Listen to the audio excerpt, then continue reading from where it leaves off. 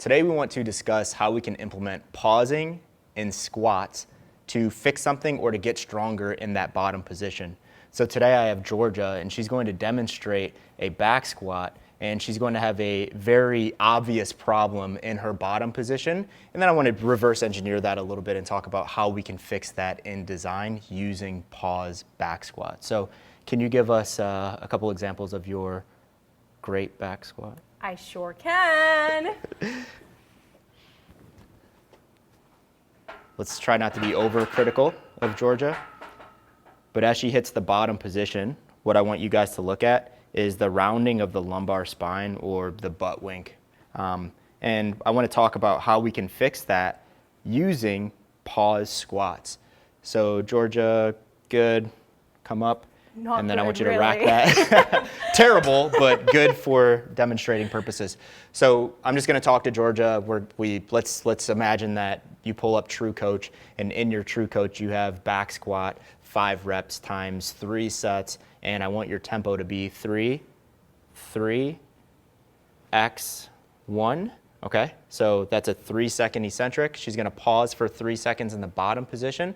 She's going to explode up. She's going to take a breath, and then she's going to go back down, and she's going to do that for, let's just call it 3 reps for now. 3 for today. Yeah, let's do 3 for today for demonstrating purposes. And what we want to ensure is that we don't just give you that prescription and I'm like, hey, just do it, and I'm going to turn my back and walk away. I want to make sure that you're not butt winking in that pause, or you don't have that lumbar flexion while you're in that pause, because then you're just training bad movement, and you're going to do that when we take the pause away.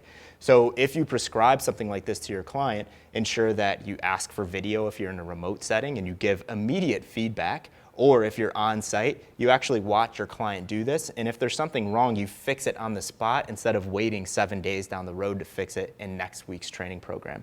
So let's go 3 reps at 3, 3, X1. So I'm going to give, since Georgia's going at a 3-second eccentric, I'm going to give her feedback and tell her to stop. 1,000, 2,000, 3,000, up. She's going to take a breath, and she's going to go back down. And stop. 1,000, 2,000, 3,000, up. And then on this last rep, you'll notice that when Georgia is stopping, she does not have lumbar flexion, and she's in a great, strong position, and then she comes in and explodes up. So this is just one way that we can utilize pause back squats in a program design, but we can also fix a lot of different problems with this, right? So if Georgia's knees go valgus, it's like we can practice, instead of just R&T'ing everything, we can practice without bands or anything like that. It's like, hey, Georgia, I want you to keep that great externally rotated position. I want you to squat your bottom position. I want you to hold that. And then the challenge for Georgia, if she had that issue, is in the concentric, can she hold that external rotation? Right? Or let's say that Georgia is just not confident in the bottom position of her squat, and if I give her a 2-0-X1, she dive bombs to the bottom, like a bunch of things happens, and she either makes her way up or she doesn't.